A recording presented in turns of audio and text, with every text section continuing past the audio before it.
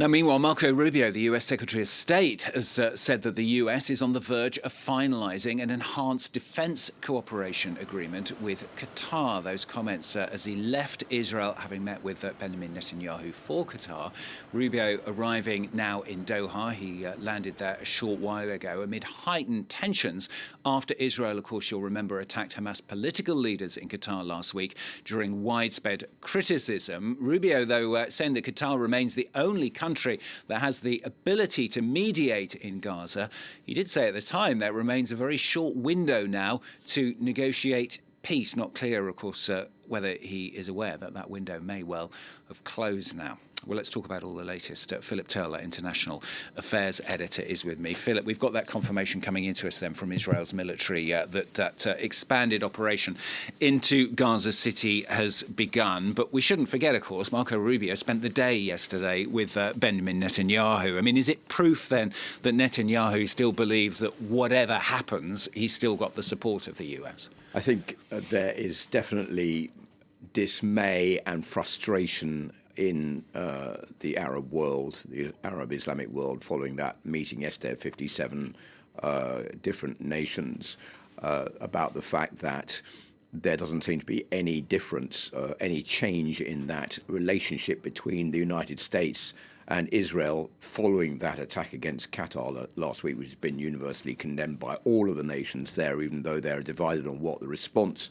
towards Israel should be. But I don't think they're surprised, on the other hand, about the reaction from the United States. And all of this taking place in really two diametrically opposed situations, where you have this ground offensive which is launched by Israel in the Gaza Strip. You have this commission of inquiry, Independent International Commission of Inquiry, which has just released this report that Noga was just talking about, saying 4 out of 5 of the conditions of genocide have been met.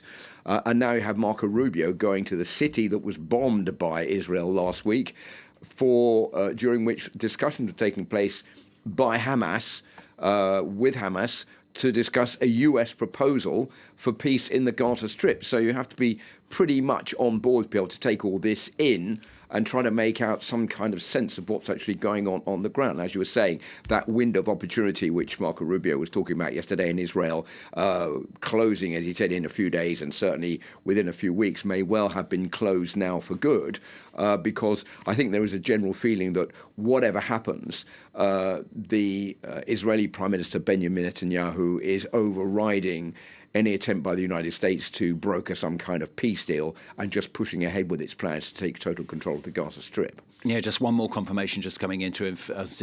In fact, the Israeli Knesset Speaker, Amir Ohana, saying the ground offensive into Gaza City is happening as we speak. Marco Rubio, then, he's arrived now in Qatar. I mean, what kind of reception could he expect there? That also is going to be, I think, quite embarrassing for him on many fronts, because he doesn't want the United States to fall foul of the Gulf states, particularly those that have close relations with the US, beginning with Qatar, where there's a huge military base. I think the questions will be, why did Donald Trump not rebuke Benjamin Netanyahu following that attack on Qatar last week? Why doesn't Donald Trump do more to rein in Benjamin Netanyahu? Why did Israel not warn the United States ahead of that attack that it was going to take place? And why, if Donald Trump knew about it, did he not intervene to stop those bombs from falling on Doha? And this was basically contempt for international order and sovereignty by the fact that Israel has launched this attack on Qatar. And does this mean that there are going to be attacks on other countries in the future as well? So a lot of questions are going to be asked, I think, to Marco Rubio. And I think there will also be pressure on the United States coming from certainly the monarchies of the Gulf states that have close relations with the US, the United Arab Emirates, and also from Saudi Arabia, and also from, of course, Qatar. And this may also call into jeopardy some of the plans the US would like to try to expand the Abraham Accords. Remember, there are 5 countries already in the Abraham Accords. Donald Trump would like to bring in Syria, would like to bring in Lebanon, and certainly would like to bring in Saudi Arabia. Well, what is the state of play concerning all those countries following the events in the Gaza Strip and this attack against Qatar last week? Philip, listening to everything that we've said over the last 9 minutes and 50 seconds, I mean, one question that a lot of people might be asking is, at what point might Donald Trump try to rein in Netanyahu? Is there a point where he might see him as less of an ally and more of a threat to the US? Well, we all know that Donald Trump is going to the United Kingdom for his second state visit beginning tomorrow. I think certainly there are going to be discussions between Sir Keir Starmer, the British Prime Minister, and Donald Trump on that very issue.